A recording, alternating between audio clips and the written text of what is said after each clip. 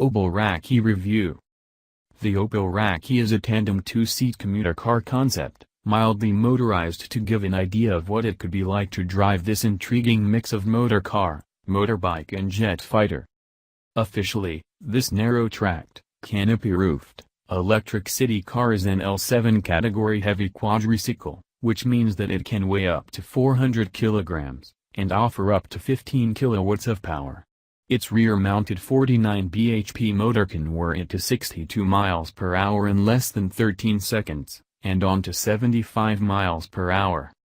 So modest is its energy consumption that it requires no more than a year's worth of output from 5 square meters of solar panels harvesting energy beneath far from totally sunny German skies to propel it 6,200 miles.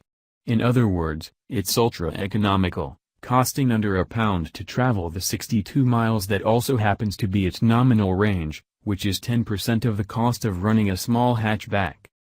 Although quadricycle rules make no safety stipulations, GM has imposed its own, for side, rear and frontal impact, besides developing a Formula One-style occupant restraint system.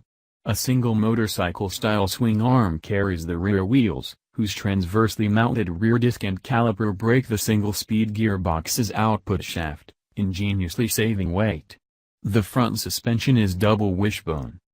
Inside, the cockpit is fully enclosed, but like the Renault Twizy there's no air conditioning, in-cabin cooling achieved by raising the canopy slightly, while seat heaters provide warmth. Instrumentation consists of a single screen providing a speedo, eco gauge and battery range indicator, supplemented by a smartphone that provides navigation and the means to control some functions remotely while the car is charging, such as the seat heaters. This car really is excitingly different. Besides the drama, and convenience, of that panoramic screen, there's the novelty of the rake's narrowness, a go-kart style pedal pairing so that you left foot brake, a dinky little squared off wheel, a fixed seat and adjustable pedals.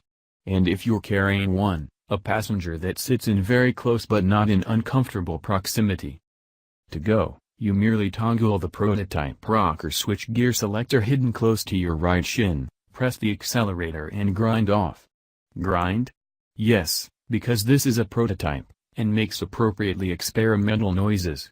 It also goes quite slowly and steers rather lazily given its low weight, but neither of these characteristics is remotely representative of how the real thing would drive.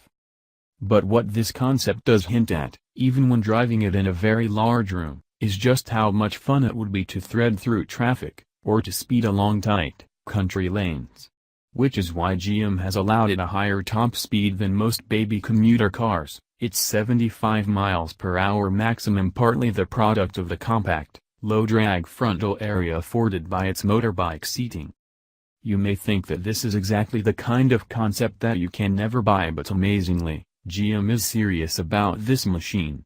Technically the RAK-e is ready, says project engineer Stefan Gloger, the challenge being more about how it's built. Figuring that out depends on how many GM believes it can sell, and with a fresh concept like this, that's hard to calculate.